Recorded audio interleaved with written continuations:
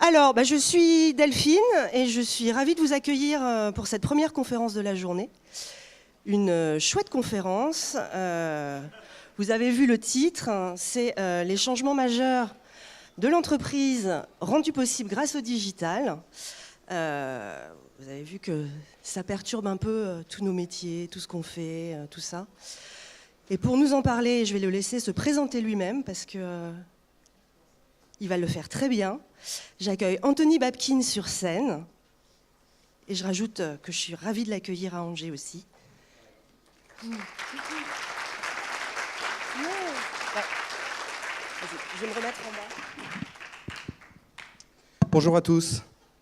J'ai le vidéoprojecteur dans la tête. Comment vous allez, Angers? C'est un petit ça va. Hein. J'ai connu mieux. Alors attendez, tout se passe bien. Alors je suis très heureux d'être avec vous, moi, ce matin. Peut-être plus que vous ne l'êtes. Et j'ai une première question pour vous. Pour moi, le web, c'est une expérience collaborative, c'est une expérience humaine, c'est de la rencontre. Est-ce que vous êtes d'accord avec ça?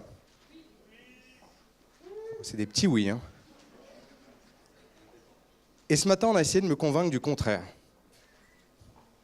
C'est horrible, non?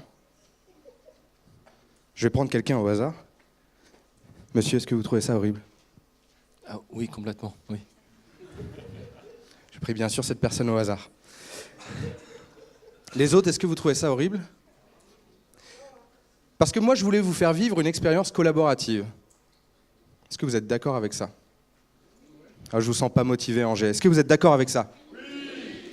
Alors, je vous propose qu'on chante ensemble.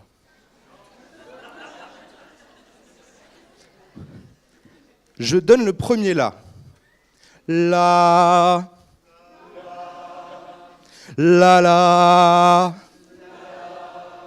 La la la. Webcam Day. Ah non, Webcam Day. Eh ben, je suis super content d'être avec vous.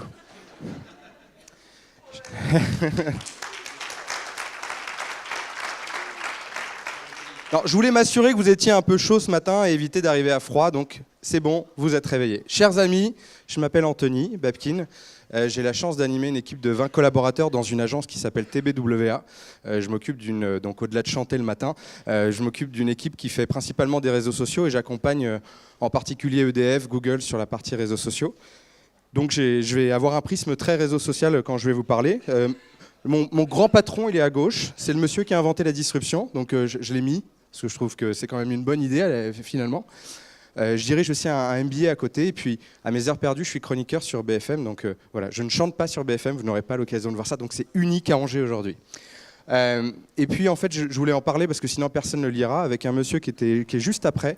On vient d'écrire un 4e bouquin sur le live, et donc lui en parlera mieux que moi, mais évidemment ce matin j'en parlerai aussi un peu.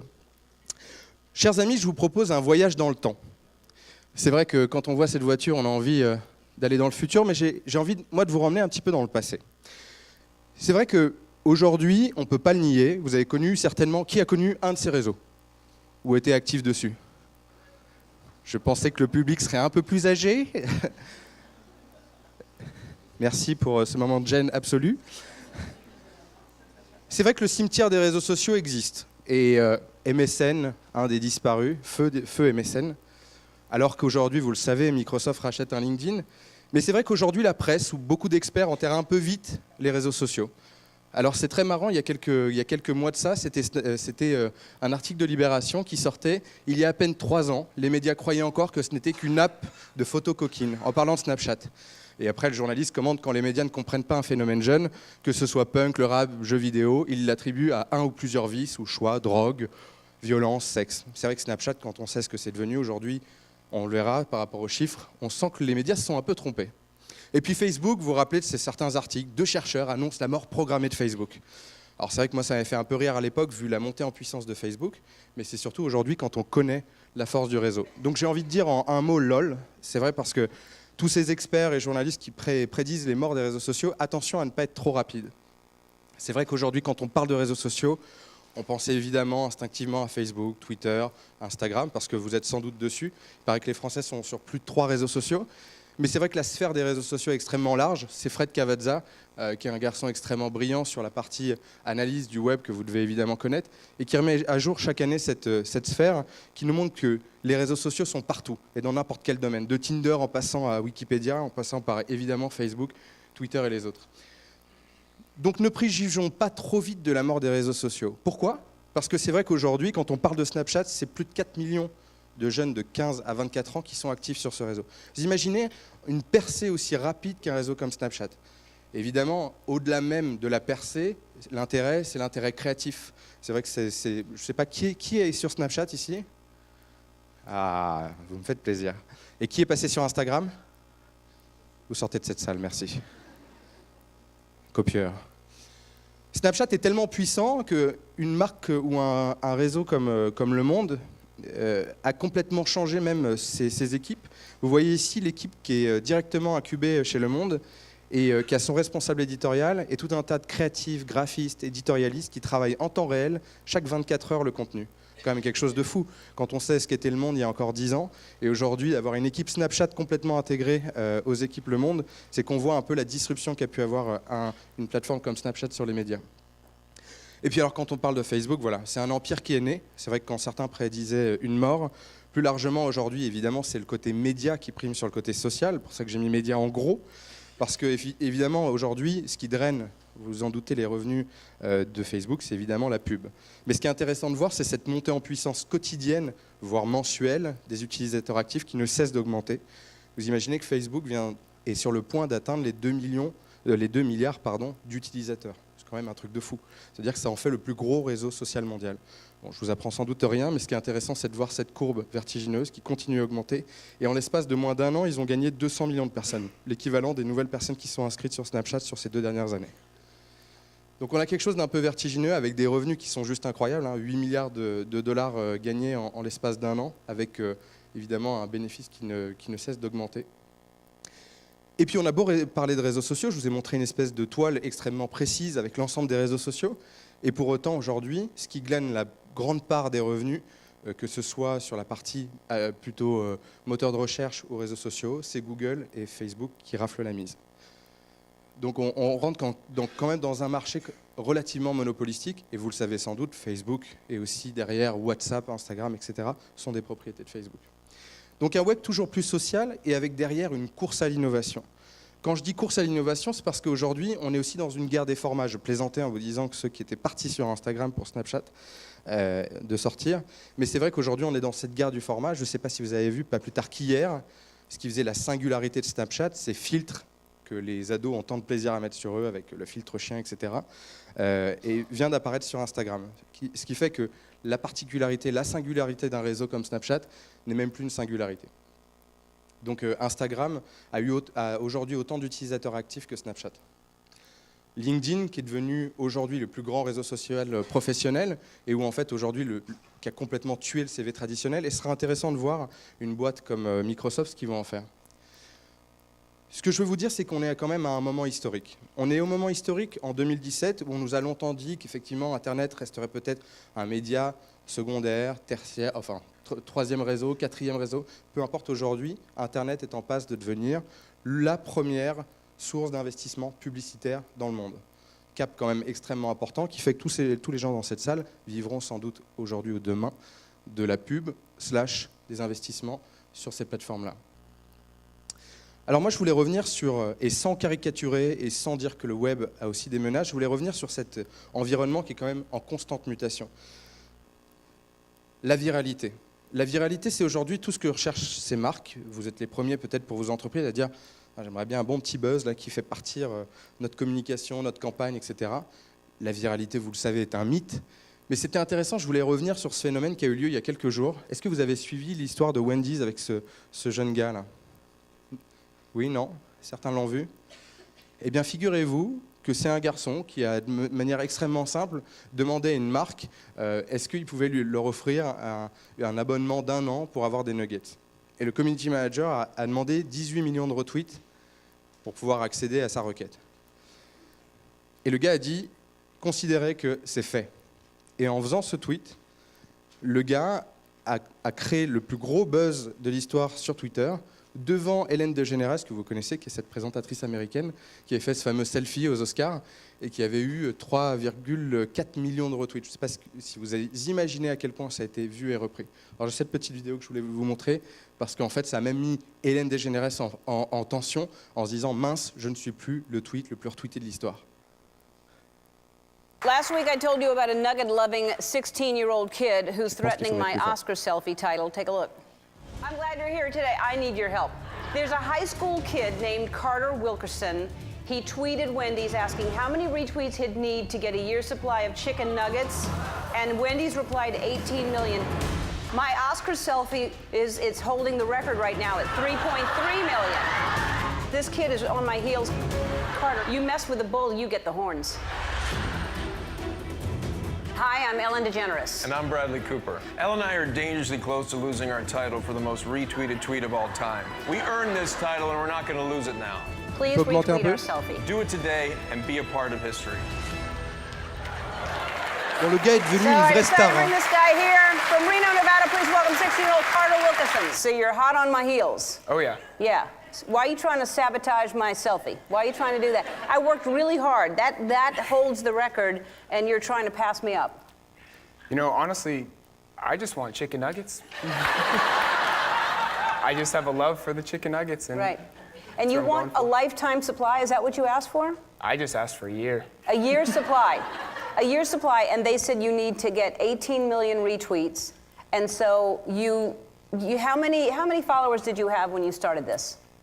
I only had, I think, about 147, about 150 when I started. 150. And now I'm at, I think, 67,000 last time I checked. And this is in the span of 2 weeks. Mm-hmm. It's crazy. So you go to sleep, you're thinking, oh, this is going to be funny, and I have some friends that'll retweet this. Yeah. And then you wake up, and how many was the next morning? I think I woke up around 50,000, I'd say. Mm-hmm. Yeah. I thought I was dreaming. I was dumbfounded. It was crazy. Yes. Well, it is crazy.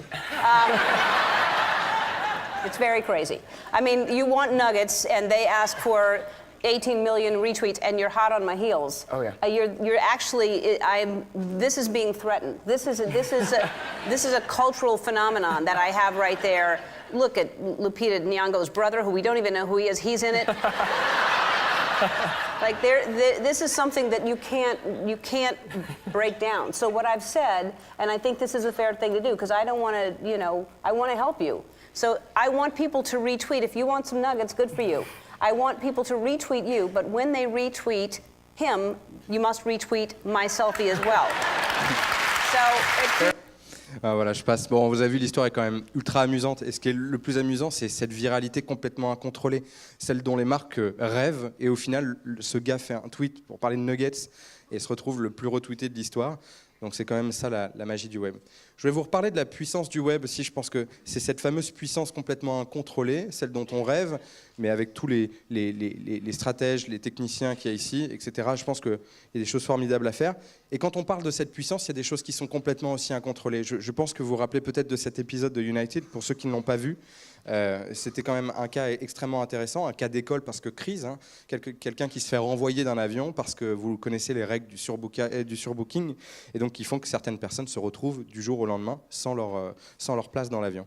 Donc des gens ont dû être expulsés, puis personne n'a voulu sortir, donc ils ont tout simplement tiré au sort. Et il s'avère que dans l'un des messieurs, l'un était médecin et donc n'a pas voulu sortir. Ce qui fait que ils ont dû faire intervenir la sécurité, et une vidéo horrible a tout simplement été prise de ce docteur, donc en fait qui est tout simplement extrait de force par un agent de sécurité, qui se prend du coup tout simplement la coudoir de l'avion, et en fait se retrouve complètement défiguré. Donc cette vidéo fait le tour du web. La preuve en est, là, c'est un tweet de TF1. Et oh, mince, j'ai mis échappe, le truc à pas faire. Pardon. Et là, en quelques secondes, crash du cours en bourse, tweet repris par milliers sur la twittosphère, crash aussi dans les médias, puisque évidemment la vidéo est terrible à voir. Je vous invite à ne pas la regarder, elle est quand même assez affligeante. Et en fait, ce qui est intéressant, c'est que ce genre de phénomène polarise plus l'opinion que la crise qu'il y a pu y avoir à Stockholm lors des attentats. Et c'est intéressant, si vous ne connaissez pas Nicolas Van Der Bie, je vous invite à le suivre, qui est quelqu'un qui décrypte toujours ces crises en ligne. Et regardez, il compare les deux courbes, c'est juste incroyable. Donc revenons sur ces phénomènes non maîtrisés. Et puis ce troisième phénomène non maîtrisé, c'est pas mon enfant, mais il est assez marrant, je trouvais.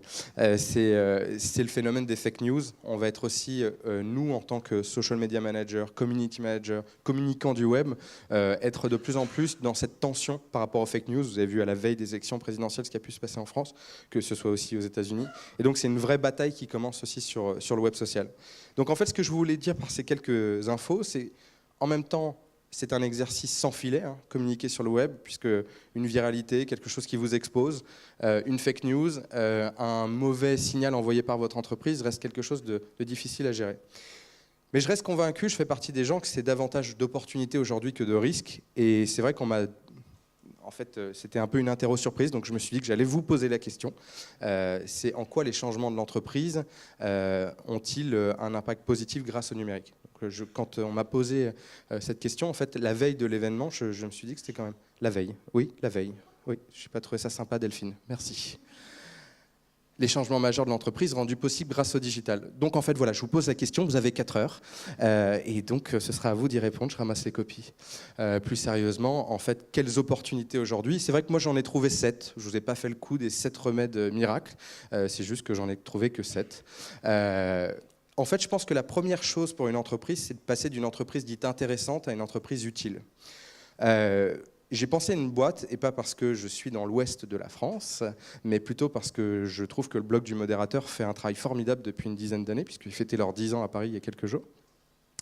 Et en fait, je trouve ça intéressant parce que c'est une boîte qui a travaillé de manière formidable sa ligne éditoriale. Et en fait, avant même de vous parler de quelconque technique, astuce, levier, je pense qu'il faut revenir aux fondamentaux. C'est en quoi votre présence numérique est-elle utile pour votre business ou pour votre boîte ?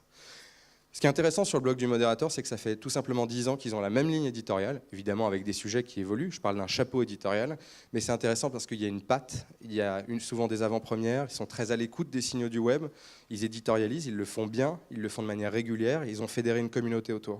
Et je crois qu'on revient à cette utilité de la communauté, ne pas aller sur le web pour être sur le web. Et d'ailleurs, c'est mon job de dire à certains clients, vous n'avez aucun intérêt à être sur ce réseau. Et en fait, j'ai même aperçu ces 5 dernières années qu'on a eu une tendance plutôt à optimiser la présence numérique plutôt que de l'étendre. Donc, pensez à ça avant même de vous lancer ou avant même de revoir une présence, toujours revenir aux fondamentaux de l'utilité de la présence. Et je pense qu'un des changements rendus possibles, c'est cette capacité aujourd'hui, grâce au contenu, grâce aux plateformes, à rendre l'entreprise utile, intéressante pour ses publics. Deuxième chose qui me semblait intéressant d'évoquer, c'est aujourd'hui ce côté... est-ce qu'il y a quelques chefs d'entreprise, décideurs, start-upers ici ? Vous pouvez lever la main, je m'aperçois. Donc vous êtes quand même nombreux. Donc vous êtes patron. Et c'est vrai que pour un patron, on est quand même plus heureux quand on est perçu sur son marché comme un leader d'opinion, parce que vous avez des opinions, parce que vous tenez des tribunes, parce que vous avez des avis critiques sur votre marché. Je voulais prendre l'exemple de Céline Lazorte, qu'on voit un peu partout sur les événements parisiens en ce moment, en particulier lorsqu'il s'agit de FinTech, du secteur bancaire, de sa transformation. Donc vous savez que c'est la fondatrice de Litchi et MangoPay aussi maintenant qu'elle a lancé. C'est une femme qui est brillante et qui a lancé cette start-up il y a plusieurs années. Alors, elle n'a pas des millions de followers. Aujourd'hui, elle a 11 000 followers, mais c'est vrai qu'elle a une audience extrêmement qualifiée. Et ce qui est intéressant, c'est que c'est une femme qui tient régulièrement et des opinions sur le marché, et le décrypte, et incarne tout simplement son leadership et ses prises de position. Alors, c'est vrai que quand on se lance en tant que patron, on se dit, bon, en fait, j'ai pas le temps, ou alors tout simplement, j'en ai pas nécessairement l'utilité. Et c'est vrai que ce que je voulais vous montrer également, c'est un constat que j'ai pu faire sur LinkedIn. Alors vous le savez, aujourd'hui, LinkedIn permet à tuer un peu les blogs. Alors certains sont des fans de Medium ou ont été des fans de WordPress avec chacun sa plateforme. Mais en fait, aujourd'hui, LinkedIn permet de faire tout simplement sa tribune. Je pense que vous connaissez tous cet espace de blogging. Et ce que j'ai voulu vous montrer, c'est qu'il existe 2 types de programmes sur LinkedIn. Il y a un programme qui s'appelle Influencer, donc il faut être un leader d'opinion d'ores et déjà, un patron d'une grande boîte, un start-upper d'ores et déjà reconnu, etc. Et LinkedIn a pu vous intégrer dans ce programme-là. Et il y a ce qu'on appelle les Top Voices. Et ça, j'ai trouvé ça vachement intéressant de la part de LinkedIn, c'est-à-dire qu'ils ont valorisé les contributeurs les plus actifs et les plus pertinents sur leur thématique. Et en fait, les gens, alors il y a des petits numéros, ça veut dire qu'en fait, Philippe Wechter est le plus repris, donc lui, il est chez Natixis. Mais regardez, dans ceux que j'ai pu valoriser, il y a des gens qui sont tout simplement des patrons de start-up ou des professeurs d'université et qui ont réussi, grâce à la qualité de leur contenu, à la qualité de leur ligne éditoriale, à émerger, à être très relayés. Ce qui est intéressant, c'est de voir les chiffres qu'il y a derrière. C'est des milliers et des milliers de vues. Et je pense que quand on lance en business, il n'y a rien de plus intéressant d'être à un moment perçu aussi comme un décideur sur son secteur. Donc c'est une bonne manière d'émerger. Donc en gros, je pense que le digital a rendu aussi possible le fait pour un patron d'émerger dans la sphère publique et de crédibiliser une expertise, crédibiliser sa posture de leader d'opinion. Une grosse tendance de fond, et ça c'est particulièrement chez mes clients, on voit qu'aujourd'hui on a envie de faire des collaborateurs, des ambassadeurs. Le mot est un peu galvaudé, je vous le concède, mais en revanche ce qui est intéressant c'est de voir à quel point aujourd'hui un collaborateur a la capacité à démultiplier l'audience. Les chiffres qui traînent sur le marché, c'est qu'aujourd'hui, un collaborateur ou des collaborateurs ont 24 fois plus de puissance que la marque seule. Ça veut dire qu'en fait, embarquer les collaborateurs dans une logique d'advocacy permet de démultiplier l'attention. 24 fois, c'est énorme. Un exemple que je trouve intéressant, et parce que je sais aussi qu'il y a beaucoup d'entrepreneurs de TPE, PME ou des gens qui travaillent dans ces boîtes-là, je trouvais que PVCI, donc, qui est Pierre Vacances Conseil Immobilier, donc ils ne sont pas extrêmement nombreux, hein, qui est une filiale du groupe Pierre et Vacances Center Park. Donc sa directrice de la com, Béatrice Judel, a créé un réseau d'ambassadeurs de 103 ambassadeurs internes. Vous vous rappelez qu'il y a quand même 5 ans, vous étiez dans des boîtes où on vous interdisait d'aller sur les réseaux sociaux. Maintenant, on en fait des ambassadeurs, mais ce qui est intéressant, c'est de voir comment elle a créé cette dynamique. Donc, j'ai une petite vidéo après à vous montrer, mais je vais la couper parce qu'elle est un peu longue et puis elle est là aussi pour faire la promotion de leur réseau. Mais aujourd'hui, ça crée un réseau d'ambassadeurs de 38 000 followers. Pour vous dire, il y a encore quelques mois, le compte PVCI n'existait même pas. Donc, ça veut dire que c'est la puissance des collaborateurs qui a créé l'émulation et qui a créé de la présence autour de la marque. Je vous montre cette petite vidéo qui montre que les collaborateurs n'ont pas été investis comme des produits, mais véritablement comme des gens qui sont fiers de leur boîte.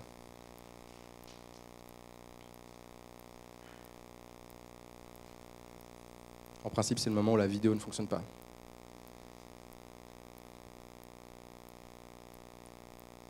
Il faut appuyer sur play. Elle ne fonctionne pas, Anthony. Comment ? Elle ne fonctionne pas. Ah bah voilà. Ouais. Donc j'espère que l'interview vous a plu. 4, de l'événement au live. Alors là, vous aurez Emmanuel juste après, je vous invite à venir le voir. Sur ce bouquin-là, c'est vrai qu'on a passé beaucoup de temps à décrypter l'événement de l'événement au live. C'est-à-dire qu'ici, évidemment, vous êtes là pour certains pour live tweeter, pour relayer. Je crois qu'il y a même une caméra, je suis super mal placé, je me ferai tuer juste après. Je voulais revenir sur cet épisode super intéressant et je vous invite à le regarder pour ceux qui ne l'ont pas vu. Pareil, donc sur le Grand Ouest ou sur le Grand Sud-Ouest, la ligne, le TGV Lausanne a été lancée. Donc c'est une ligne qui fera Paris, Bordeaux, Toulouse. Et c'est génial, c'était le premier périscope multiplex en France. Ça veut dire quoi ? Ça veut dire que c'était pour la première fois, comme on peut le faire en multiplex, donc c'est-à-dire multicaméra. Vous l'avez vu pour l'élection de Macron, où certains étaient devant l'Élysée, d'autres devant le QG de machin et le QG de l'autre. Eh bien, c'est tout simplement la même chose sur Périscope. C'est cette capacité à embarquer sur une même unité, c'est-à-dire Périscope, un multicast. Et donc, franchement, je ne sais pas, certains l'ont vu ?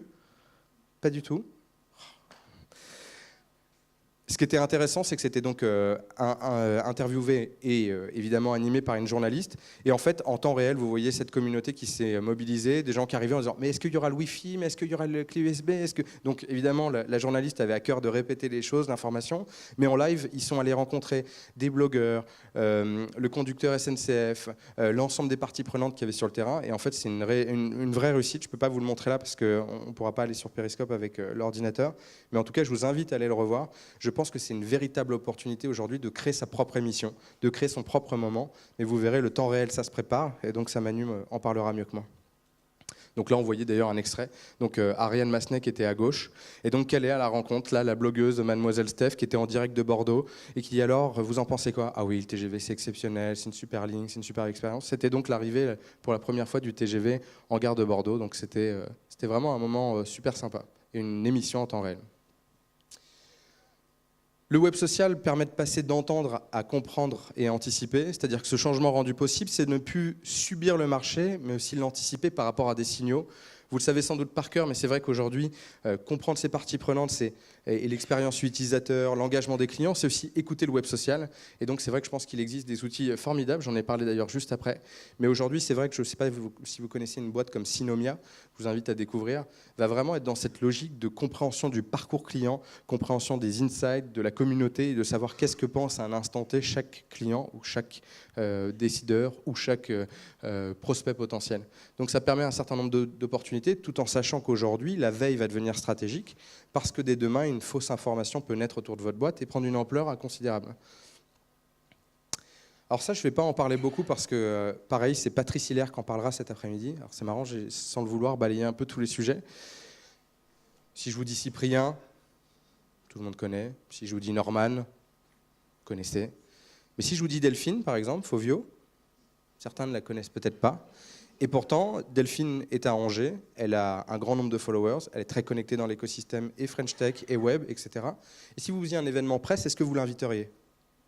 Peut-être pas, en vous disant qu'elle n'était pas dans votre base, ou en vous disant... Enfin, évidemment, Delphine serait très déçue. Mais c'est ce qu'on appelle en fait de la micro-influence, c'est de se dire qu'on évite maintenant de passer sur le journaliste qui est connu de tous, ou de l'influenceur qui est connu de tous, mais simplement on va aller dans la dentelle, on va aller dans quelque chose de beaucoup plus quadrillé. Pourquoi? Parce qu'on sait que l'information froide ou l'information instantanée va passer avant tout par Twitter, et que ça va être aussi un démultiplicateur d'intérêt, d'audience. Donc c'est comment je vais embarquer tout simplement un influenceur. Donc la micro-influence, c'est un vrai travail. Il existe des outils. Moi, je vous invite à découvrir un outil qui s'appelle Tracker. On l'a à l'agence, c'est un super outil. Ça veut dire que tout simplement, ça va aller cartographier un écosystème d'influence. Et ensuite, vous allez pouvoir rentrer dans un maillage pour voir qui sont les influenceurs les plus intéressants à embarquer dans un événement. Pourquoi? Et tout simplement pour démultiplier l'audience. Et 7, je pense que voilà, le digital a cassé ça, et le numérique aujourd'hui, c'est cette capacité à ne plus passer sur quelque chose de programmé, d'attendu, mais quelque chose dans le temps réel. Tout le monde connaît le cas d'Oreo, peut-être, et puis Oasis, qui en a fait aussi un succès. Ça veut dire avoir les bons outils de veille, de monitoring connectés au bon moment. J'en ai cité quelques-uns, je n'ai pas la prétention de tous les citer, mais qui sont des outils qui vont vous permettre d'avoir un signal faible. C'est-à-dire qu'en fait, c'est un petit signal, une petite opportunité sur lesquelles les créatifs vont pouvoir se brancher et tout simplement avoir une opportunité pour la marque. Je pense que ça, c'est une opportunité folle pour pouvoir réagir en temps réel. Alors ça suppose évidemment d'avoir une bonne équipe digitale derrière, mais il paraît que dans la salle, il y a plein de bons spécialistes. Bref, voilà, Disruption Live.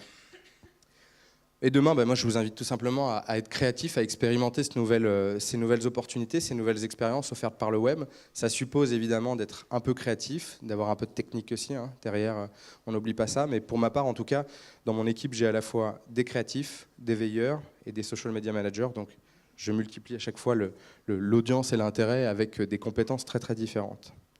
Merci de votre écoute.